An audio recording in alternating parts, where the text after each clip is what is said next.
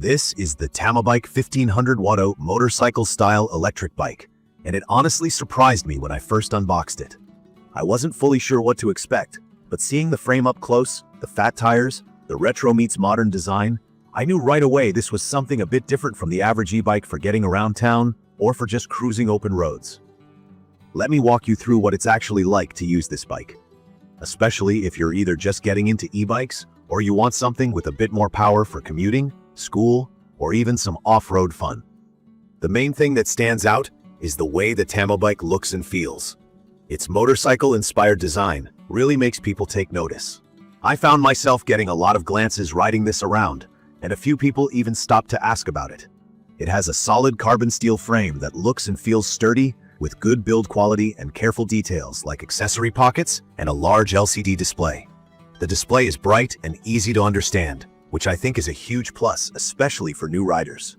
It tells you your speed, battery life, the power you're using, and has a bunch of other indicator icons that are pretty self-explanatory.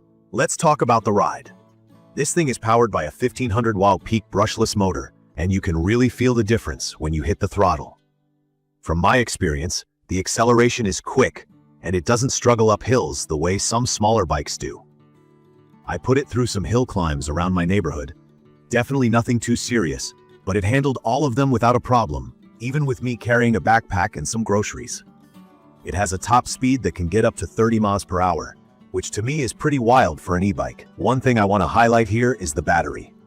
The Tamobyke comes with a 48V 15.6Ah battery. It's removable, which means charging is a lot more convenient. If you don't have a power outlet in your garage, you can just pop the battery off and bring it inside. From what I've tested, pure electric mode gave me roughly 30 to 34 miles before I needed a charge. If you use the pedal assist, you can really stretch that distance, and the company says it's possible to get over 60 miles with moderate pedaling. That lines up with what I've noticed, but I admit I'm a lazy pedaler, so I stick to throttle mode most of the time. Charging the battery takes around 5 to 6 hours, so I usually just plug it in overnight. A lot of folks are probably interested in comfort, especially since you'll be spending more time riding if you use it for work or school. The bike comes with full dual suspension and these massive 20-inch fat tires. For me, that setup feels good. It soaks up bumps, potholes, and even handles gravel or dirt when I cut through shortcuts or local trails. The seat is billed as a two-seater, and while I did try giving a friend a lift, I'd say it's comfortable enough for two adults for short trips. Longer trips, though, I wish the seat was a bit softer. If you're picky about seat comfort, you might want to consider an upgrade or adding extra padding. Switching gears is easy. There's a Shimano 7-speed gear set and both manual and automatic options, depending on how you want to ride. Sometimes I set it and forget it, and other times I'll mess with the gears if I want to pedal more, especially going uphill. Key features that I personally love about this bike: the super bright headlight. It's huge and helps a lot if you ride after dark. There are also taillights, a horn, and steering lights, which work like motorcycle turn signals, all controlled from the handlebars. For someone who rides early in the morning or late in the evening, this is a must. The brakes are disc style, so stopping power is fine for regular rides. That said, I did notice during some harder stops, it could get a bit shaky. Maybe it's just my bike, but it's something to be aware of if you're always riding fast or carrying lots of stuff. It also comes with some neat little extras. A storage pouch under the seat that holds the toolkit and charger. I stash my phone in there too, since there's a spot made for it, and it's handy if you want to pull up maps. Full instructions are included, and while it does require some assembly, if you follow the manual, it's straightforward. I had it ready to ride in just about an hour by taking my time. One of the things that surprised me is the weight.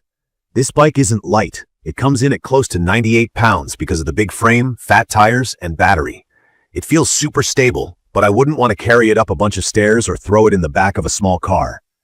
Portability isn't its strong point, so if you need an e-bike that you're going to move a lot or store in small spaces, that's something to consider. From my experience, the Tamobyke shines most as a daily commuter, a fun ride for weekends, and something you can confidently take on mixed terrain, like dirt, snow, wet grass, or rocky trails. I borrowed it on a rainy day, and it handled puddles and mud without sliding around, which was pretty impressive. The fat tires really make a difference here. Warranty and customer service also matter to me when I buy something this big. Tamobyke gives a 30-day return and 1-year warranty, Plus support is pretty responsive. That's a nice touch, especially if you run into any issues early on. Some areas could be improved too, based on how I feel after a couple weeks. Like I said, the brakes can get a little shaky, and the seat could be more comfortable for longer rides. The front fork isn't the highest end I've seen on e-bikes, so if you plan on doing a lot of off-roading, it might be a weak spot. Nothing major, just points you'll notice if you're really pushing this bike. In my opinion, the Tamobyke 1500W motorcycle-style electric bike offers a lot for the price. It looks awesome, rides smooth, and the motor gives you the confidence to take it anywhere: hills, snow, bumpy trails, or city traffic. It's perfect for adults and even teens, as long as you're tall enough, since the seat is a bit high. The combination of speed, range, and rugged build makes this a solid choice if you want something reliable that stands out.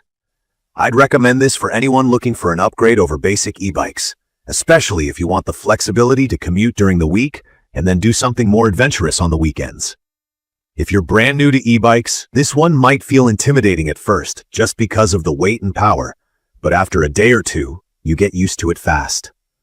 All the controls are straightforward and nothing gets in your way. In conclusion, this is a bike I really enjoyed using, and I think a lot of people looking for a versatile and fun e-bike would enjoy it too. If you have questions or there's anything else you want to know about the Tamobyke, drop a comment below and I'll do my best to answer. Make sure to subscribe to the channel for more honest reviews, and thank you for watching.